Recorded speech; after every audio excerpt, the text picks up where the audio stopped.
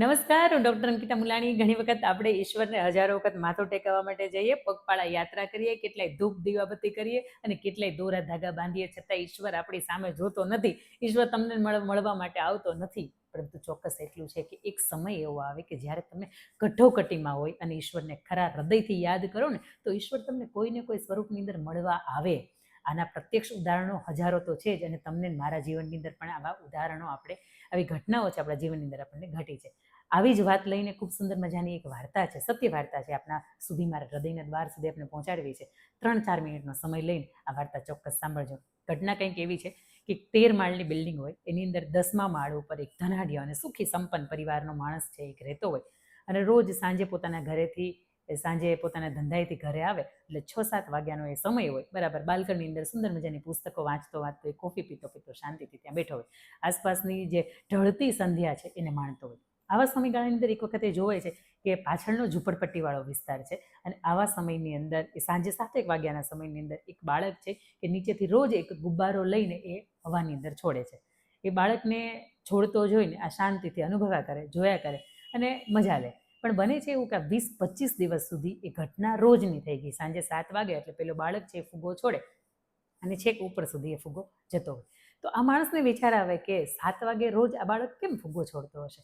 પરંતુ આ વિચારની વચ્ચે એક સમય એવો આવે કે પોતાના ધંધાની કામની અંદરથી ઘરે આવતા એને મોડું થઈ જાય, સાંજે 7-8 વાગ્યાનો સમય થઈ જાય. એ બાલ્કનીમાં આવે અને બાલ્કનીમાં આવીને એક તમે જે પણ વસ્તુ રોજ જોતા હોય ને, તો એની તમને આદત થઈ જાય. અને ત્યાં જઈને બાળકને જુએ છે, પણ આસપાસ કંઈ બાળક નથી, કોઈ ફૂગો નથી.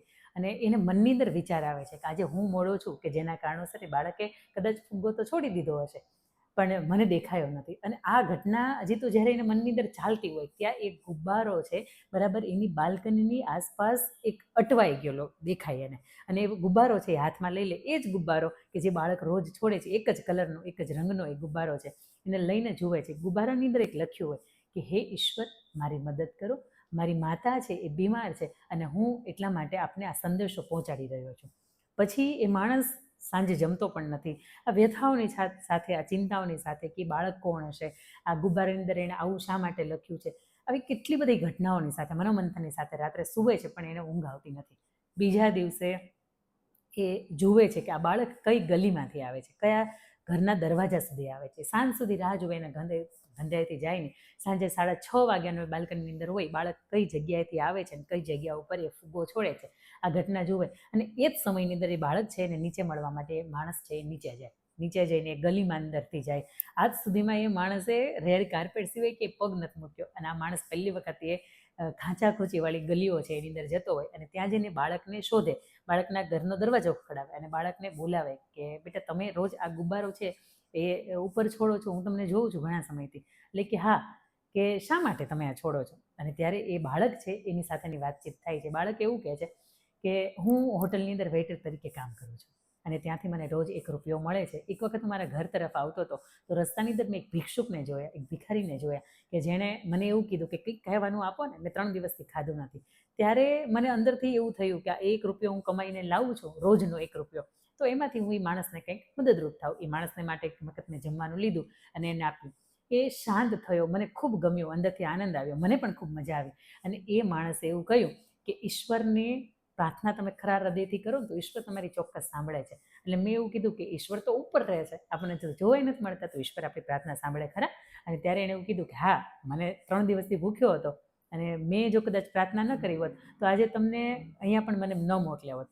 એ બાળક એવું કહે છે કે મેં ત્યારથી મનની અંદર નક્કી કરી નાખ્યું કે જ્યારે મુશ્કેલીનો સમય આવે ને ત્યારે ઈશ્વર આપણી પ્રાર્થના સાંભળે.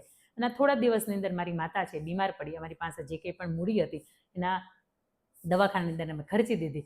અને આજે એક એવો સમય આવ્યો કે મારી પાસે કશું જ નથી. હું ઈચ્છું તેમ છતાં પણ મારી માતાનો કોઈ ઈલાજ કરાવી શકતો નથી. એટલા માટે મેં નક્કી કર્યું કે રોજનો હું 1 ગુબ્બારો લઈશ. અને ગુબ્બારો મેં જોયું ને તો એક વ્યક્તિને મેં એક વખત ગુબ્બારો છોડતા જોયા તો છેક ઉપર સુધી જાય છે. એટલે મને એવું કે ઈશ્વરના ઘર સુધી એ ગુબ્બારો પહોંચતો હશે.